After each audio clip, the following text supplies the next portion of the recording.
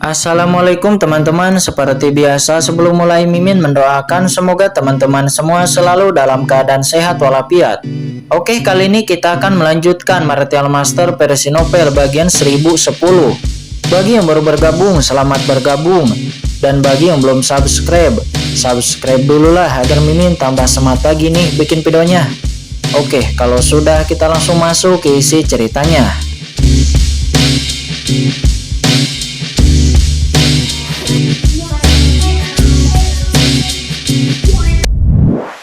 Menggelengkan kepalanya lalu berkata, aura di tubuhnya memang berada di ranah tapair guru suci, tetapi kekuatan aslinya tidak terlihat sama sekali. Saya merasa kekuatan anak ini tidak sesederhana yang saya lihat di permukaan. Jika kita benar-benar melakukannya, hasilnya mungkin sangat tidak terduga. Terlebih lagi ini adalah wilayah umat manusia. Kita harus tetap low profile. Jika perjalanan ke makam pedang ini bisa dihargai, saat aku menerobos ranah yang mulia, aku tidak perlu takut kepada apapun. Kata Raja Iblis Liger, dia berkata dengan suara yang dalam. Kakak bijaksana. Raja Serigala bermata perak berkata dengan sungguh-sungguh. Setelah berdiskusi, kelima monster iblis itu mendesak kekuatan mereka dan dengan cepat masuk jauh ke dalam makam pedang. Makam pedang sangat luas, itu tidak terbatas, dan sangat luas. Jauh melampaui apa yang bisa dilihat oleh dunia luar. Seiring waktu berlalu, ketiga Kincen juga terus masuk jauh ke dalam makam pedang. Saat ini Kincen dan yang lainnya terus masuk lebih dalam. Mereka dapat dengan jelas merasakan gelombang niat pedang yang ganas memenuhi makam pedang. Niat pedang ini memotong keinginan mereka dan terus-menerus berdampak kepada jiwa setiap orang. Selain itu, dalam niat pedang ini juga terdapat keinginan mengerikan dari cara sihir yang mencoba menyerang lautan jiwanya dan menginfeksi jiwanya. Di bawah kekuatan ganda ini, sebagian besar master tidak bisa masuk jauh ke dalam makam pedang. Untungnya, ketiga Kincen sangat kuat. Tak perlu dikatakan lagi bahwa Kincen memiliki teknik terlarang jiwa surgawi dan juga menguasai maksud pedang abadi. Penindasan terhadap niat pedang itu tidak berarti apa-apa baginya. Sementara Yukiansu dan King Kyuji juga sama, merupakan kekuatan yang luar biasa, tidak takut akan invasi. Kehendak cara ajaib ini tidak berarti apa-apa bagi Kincen dan mereka bertiga. Namun saat ketiganya semakin dalam, mereka menghadapi bahaya nyata dua kali. Suatu ketika, mereka dikelilingi oleh bayangan ajaib, dan ratusan bayangan iblis itu menyerang mereka. Kemudian energi iblis melonjak ke langit, dan suatu kali, dia bertemu dengan beberapa bayangan hantu alien yang berkeliaran di sekitar makam pedang. Dan kekuatan mereka tidak lebih lemah dari bayangan hantu alien yang dihadapi oleh 5 monster iblis sebelumnya. Menghadapi ratusan bayangan iblis, Kincen mendesak pohon iblis dari 10.000 alam untuk menekan mereka. Adapun hantu alien, Kincen dan ketiganya bekerja sama. Akan tetapi pada saat-saat kritis, Kincen masih mendesak harta berharga seperti istana Jixiaodao untuk membunuh hantu alien tersebut sepenuhnya. Di makam pedang itu sangat kacau dan tidak ada arah, sangat sulit untuk menemukan posisi inti yang tepat. Saat ini ketiga Kincen terbang melintasi makam pedang. Ini adalah pertama kalinya mereka memasuki makam pedang. Setelah masuk, mereka menemukan bahwa peta di makam pedang tidak berguna sama sekali, karena ada aliran udara hitam di mana-mana, niat pedang yang kacau, dan tidak ada arah sama sekali, dan mereka hanya bisa bergerak maju. Namun untungnya, Kincen memiliki kanon pedang tanpa nama, dan ada juga plat giok di dalam cakram giok Qiankun, yang samar-samar bisa merasakan maksud pedang yang kuat di kedalaman makam pedang. Selain itu, Kincen diam-diam menangkap napas 5 monster iblis, dan mengikuti jalur dari 5 monster iblis itu. Chen Shao, napas kelima monster iblis ini semakin dalam dan mereka benar-benar langsung menuju ke kedalaman makam pedang. Dan mereka tidak menyia-nyiakan jarak apapun. Mereka sangat akurat. Mungkinkah mereka sebelumnya telah memasuki makam pedang? Kata Yukiansu. Mendengar itu, Kincen tersenyum. 5 monster iblis itu hebat. Mereka telah tinggal di pegunungan Tiandang sepanjang tahun. Mereka secara alami telah memasuki makam pedang. Dan melihat postur mereka yang mahir, mungkin mereka telah memasuki makam pedang lebih dari 1 kali. Mereka pasti sangat familiar dengan tempat ini, kata Kincen. Dia merasa sedikit santai. Dia tidak menyangka bahwa setelah bertemu dengan 5 monster iblis itu, dia akan masih mendapatkan keuntungan seperti ini. Jadi, dia bisa mengikuti pihak lain dengan tenang, menghemat banyak waktu untuk menjelajahi area terlarang di makam pedang. Yah, bahkan jika pihak lain dengan sengaja menyembunyikan roh mereka, namun berdasarkan perhitungan takdir Qingchen, pihak lain tidak akan dapat menyingkirkan pemantauan Qingchen. Yah, ada gunung di sini, kata Qingchen. Dia berhenti sejenak dan jiwanya merasakan pegunungan 100 mil jauhnya. Di makam pedang, hanya ada sedikit gunung, kebanyakan berupa dataran dan perbukitan. Karena di makam pedang itu telah diratakan oleh perang kuno, begitu ada gunung muncul. Seringkali hal-hal yang sangat mengerikan terkubur di sini. Mungkin itu adalah kekuatan kuno tertentu, mayat, atau tempat inti di medan perang kuno. Oleh karena itu, selama Anda melihat gunung-gunung di makam pedang, itu pasti bukan masalah kecil, itu sering ada krisis. Gunung muncul, pasti ada sesuatu, ayo masuklah, kata Qingchen. Dia menghilangkan pikirannya yang mengganggu, mata Qingchen tajam, dan dia dengan hati-hati menyapu ke dalam pegunungan. Karena kekuatan jiwa Qingchen hanya dapat menyebar ratusan mil. Setelah memasuki pegunungan, Qingchen tidak dapat melihat seberapa besar pegunungan itu dan apa lingkungannya, dan dia hanya dapat menghitung satu langkah dalam satu waktu. Tempat Qingchen masuk ternyata adalah sebuah ngarai. Ngarai itu menjulang tinggi ke awan, berjalan ke dalam dan melintasi ke atas. Hanya secercah langit yang bisa dilihat. Secercah langit ini sepertinya tertinggal dari suatu medan perang kuno. Itu memancarkan suasana yang nyata. Dan di dinding batu, sebenarnya terdapat rumput liar berbentuk pedang yang tumbuh. Tangan Qingchen dengan ringan menyentuh rumput pedang itu. Namun tiba-tiba, aura pedang tajam keluar darinya. Aura pedang itu langsung membumbung ke langit. Aura pedang itu meledak dari rumput pedang, dan itu hampir menembus kehampaan. Kekosongan seketika terkejut, dan kekosongan itu nampak menimbulkan riak. Niat pedang yang sangat kuat, kata Yukiansu. Dia menghirup udara dingin. Dan niat pedang yang meletus dari rumput pedang ini sebanding dengan serangan dari ranah guru suci Tapahir. Tetapi masalahnya, ini hanya rumput liar yang tumbuh di dinding batu. Chen Shao, rumput pedang ini agak aneh, kata Yukiansu. Seraya telapak tangannya langsung menyentuh dinding batu. Hati-hati, kata Qingchen. Dia buru-buru mengeluarkan teriakannya, akan tetapi sudah terlambat. Niat pedang yang mengerikan tiba-tiba melonjak di atas dinding batu. Seketika Yukiansu mendengus, seolah-olah dia terkena niat pedang yang tak terlihat. Dan darah seketika tumpah dari sudut mulutnya dan dia mundur beberapa langkah. Yukiansu tiba-tiba mengeluarkan air 9 kutub, langsung membersihkan niat pedang ini. Akan tetapi masih ada ekspresi ngeri di mata Yukiansu. Ada suasana pedang yang sangat menakutkan di dinding batu ini, yang hampir melukainya. Jika dia bukan seorang jenius dalam ilmu pedang dan jika dia baru saja menerobos ranah guru suci Tapahir, mungkin Yukiansu akan terluka parah. Dinding batu ini aneh, kata Qingchen seraya menyentuh dinding batu itu dan seketika mendengung. Maksud pedang menakutkan di tubuhnya adalah vertikal dan horizontal. Di dinding batu ini terdapat aura pedang kuno yang terus-menerus diwariskan. Dan setelah ratusan juta tahun itu masih terpelihara. Qingchen terkejut di dalam hatinya betapa kuatnya niat pedang ini. Meskipun niat pedang ini telah melewati bertahun-tahun yang tak terhitung jumlahnya, namun sangat lemah. Akan tetapi, jika Anda mencobanya dengan cermat, maka Anda akan merasakan kengerian dari niat pedang ini.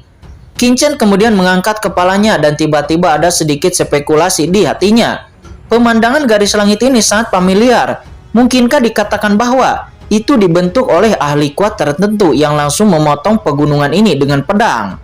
Mendesis, Qingchen menghirup udara dingin. Jika ini masalahnya, maka dinding batu ini mengandung maksud pedang yang mengerikan. Dan sangat jelas terlihat bahwa orang kuat di zaman kuno dengan pedang itu menebas. Energi pedang itu secara alami meninggalkan jejak di dinding batu ini selama ratusan juta tahun, tetapi itu tidak menghilang. Bagaimana orang yang kuat bisa melakukan ini? Ahli yang mulia, setidaknya itu setingkat dengan ahli yang mulia. Qingchen dan yang lainnya dengan hati-hati memahami maksud pedang di dinding batu ini, yang memberi Qingchen beberapa keuntungan. Akan tetapi sangat disayangkan bahwa maksud pedang di dinding batu ini telah menghilang dengan sangat kuat. Jika tidak, itu akan memberi Qingchen banyak wawasan. Selanjutnya, Qingchen dan yang lainnya terus bergerak maju. Suara melesat. Setelah berjalan sekitar 7 atau 8 mil, Tiba-tiba puluhan cahaya ajaib tiba-tiba menyerbu ke arah Qingchen. Domain pedang guntur kekosongan, kata Qingchen. Dia segera meliris domain pedang guntur kekosongan. Dengan kekuatan spasial yang kuat, tekanan pedang yang besar itu di batasan spasial itu langsung berkurang drastis. Qingchen kemudian mengeluarkan pedang iblis hijau dan langsung menebas ke depan. Aura pedangnya seketika merobek cahaya ajaib. Namun nampak bayangan ajaib ini masih berjuang dan samar-samar ingin melakukan konsolidasi kembali. Karena berada di pegunungan ini sepanjang tahun, menderita pengaruh niat pedang, bayangan iblis ini memiliki kekebalan tertentu terhadap niat pedang. Jie, jie, jie. Suara horor terdengar. Segera aura udara hitam di depan Qingchen berkumpul, lalu kemudian membentuk Raja Iblis berkepala 3. Raja Iblis ini kekar dan penuh dengan energi iblis. Jari-jarinya sangat ramping dan telapak tangannya seperti elang. Cakarnya nampak sangat tajam. Selanjutnya Raja Bayangan Iblis berkepala 3 itu langsung bergegas menuju ke arah Qingchen dan ketiganya dan langsung melayangkan serangan. Qingchen kemudian mengangkat pedang iblis hijau, lalu kemudian memblokir serangan mendadak dari Raja Iblis berkepala 3 itu. Sementara Yu Qiansu dan Qing Qiuji juga nampak bergerak, langsung menahan serangan satu sama lain. Tetapi hal yang menakutkan dari Raja Bayangan Iblis itu adalah dia bisa mengubah tubuhnya sesuka hati. Setelah jari Raja Bayangan Iblis dilonggarkan, jari itu kemudian meregang lagi. Itu seperti benang hitam tipis dan langsung melilit ketiganya. Keluar, kata Qingchen. Dia tidak berani mengabaikan. Segera niat pedang abadi langsung dirilis. Seketika, benang tipis hitam itu langsung dihancurkan oleh Qingchen berkeping-keping. 9 air kutub. Di sisi lain, Yu Qiansu menyadari bahwa niat pedangnya tidak banyak merugikan lawan. Jadi dia segera mendesak air 9 kutub, meledak, dan cahaya air yang mengerikan menghantam lawan. Adapun Qing Qiuji, sosoknya menggeliat. Dia memiliki pengalaman bertempur yang kaya dan tidak mudah menghadapi bahaya. Qingchen kemudian bertarung dengan sosok Raja Iblis berkepala 3 itu. Oh yeah. Oh yeah.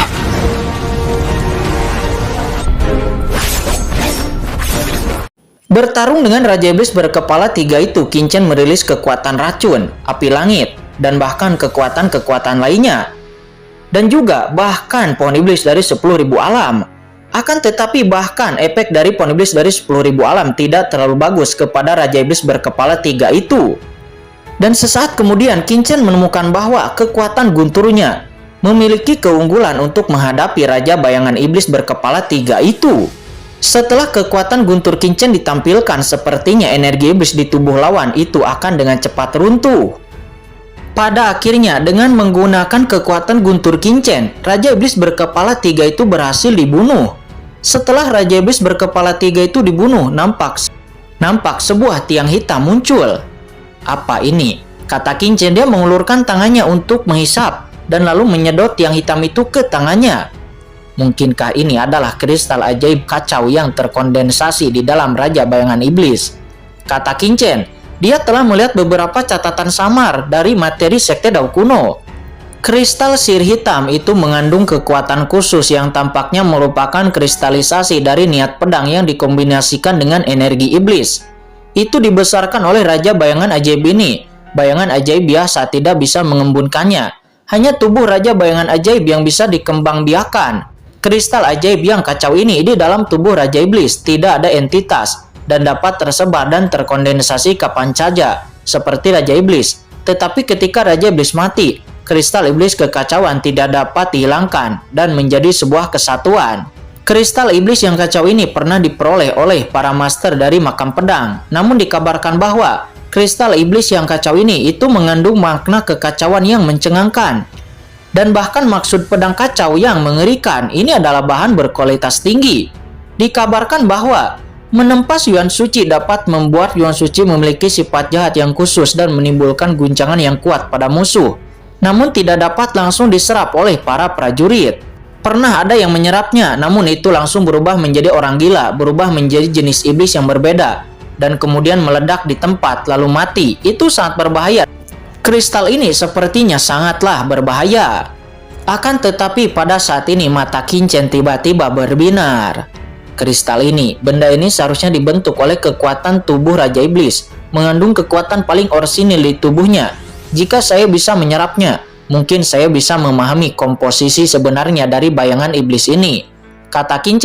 Dia sedang bermeditasi di dalam hatinya. Dia tidak pernah memahami pembentukan bayangan iblis itu. Jika mereka dibentuk dengan memadatkan energi sihir, mereka akan dengan mudah dibunuh oleh pohon iblis dari 10.000 alam. Akan tetapi faktanya, sosok ajaib ini itu bahkan tidak dapat dibunuh oleh pohon iblis dari 10.000 alam. Dan inilah yang membuat Qin bingung. Kalian berdua berhati-hatilah dan lindungi hukum untukku. Saya akan menyempurnakan kristal ajaib yang kacau ini dan akan melihat kekuatan di dalamnya, kata Qin. Dia berkata kepada Yu Qiansu dan Qin Qiuji. Mendengar itu, Yu Qiansu dan Qin Qiuji mereka berdua cukup ketakutan. Akan tetapi mereka juga tahu bahwa sulit untuk mengubah keputusan Qin. Jadi, mereka berhenti berbicara, hanya melihat sekeliling dengan waspada. Saat ini, segera Qin menemukan tempat yang tampaknya aman di dekatnya dan mulai memperbaiki kristal ajaib yang kacau itu. Dan boom, tiba-tiba keinginan kacau yang mengerikan dan cahaya ajaib akan menyerbu ke tubuh Qin dengan niat pedang. Seketika kekuatan ini menyerbu tubuh Qin dan dengan cepat menyerbu pikiran Qin. Sepertinya itu mengikis Qin. Seni perbaikan langit, kata Qin. Dia diam-diam terkejut dan segera mendesak teknik perbaikan langit. Kekuatan kacau ini bahkan dapat menghancurkan dan merusak tubuh Qin.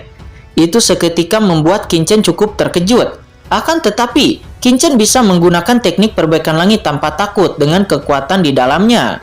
Segera teknik perbaikan langit beredar dan menganalisis asal mula kekuatan kacau ini.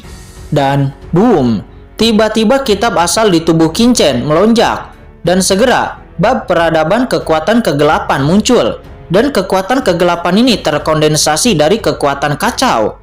Apa? Ternyata itu adalah kekuatan kegelapan, kata Qin. Dia terkejut. Dia akhirnya mengerti bahwa kekuatan yang terkandung di dalam bayangan iblis itu sebenarnya mengandung kekuatan kegelapan. Tidak mengherankan jika itu tidak dapat ditekan oleh pohon iblis dari 10.000 alam, tetapi itu dapat ditekan oleh kekuatan gunturnya. Namun, kekuatan kegelapan ini tampaknya telah mengalami perubahan tertentu di bawah perubahan ratusan juta tahun. Jika tidak, Qin tidak mungkin gagal untuk melihatnya. Pada saat ini, buku asal di tubuh Qin dengan cepat menyapu, dengan cepat menyempurnakan niat pedang yang kacau itu, energi iblis, dan kekuatan kegelapan yang bermutasi. Itu dikombinasikan dengan teknik perbaikan langit ke dalam tubuh Qin. Selanjutnya, darah gemuruh yang mengalir di tubuh Qin membersihkan bagian paling jahat dari kekuatan kegelapan ini, dan itu hanya menyisakan kekuatan yang paling murni. Tubuh Qin bahkan di bawah kekuatan ini menjadi semakin mendominasi, seolah-olah dia telah menerima semacam suplemen. Kristal ajaib yang kacau ini sebenarnya memiliki efek meningkatkan tubuh fisik saya dan memberi saya beberapa peningkatan pada tubuh kuno. Dan selama saya mendapatkan puluhan kristal ajaib yang kacau ini, bahkan secara langsung saya dapat meningkatkan kekuatan tubuh fisik saya ke tingkat yang lebih kuat, kata Qin. Dia sedikit terkejut. Semakin tinggi tubuh kunonya, semakin sulit untuk ditingkatkan. Akan tetapi, kristal ajaib yang kacau ini dapat meningkatkan tubuh kunonya. Walaupun itu sedikit, tetapi itu membuat Qin terkejut. Anda harus tahu bahwa tubuh fisik Qin itu sudah sangat kuat. Dan jika Qin ingin meningkatkannya itu sangat sulit. Akan tetapi, kristal ajaib yang kacau ini itu dapat melakukannya. Dan juga, kekuatan Dao Surgawi di tubuh Qin nampaknya tidak menolak kekuatan kegelapan ini. Tampaknya kekuatan kegelapan ini hadir setelah mutasi. Dan itu tidak lagi bermusuhan dengan surga. Selanjutnya Qin segera menyerap sisa 2 kristal ajaib kacau ke dalam tubuhnya. Dan benar saja, kekuatan kegelapan yang aneh menyebabkan kekuatan fisiknya sedikit meningkat lagi. Qin kemudian menarik napas dalam-dalam. Qin kemudian berdiri dengan senyuman di wajahnya. Bagus, ayo cari bayangan Raja Iblis lainnya. Coba keberuntunganku dan lihat apakah aku bisa bertemu dengan Raja Iblis lainnya, kata Qin. Di level Qin saat ini, sedikit peningkatan apapun akan sangat sulit. Namun sekarang dia akhirnya menemukan jalan untuk meningkatkan. Dan Qin secara alami sangat gembira.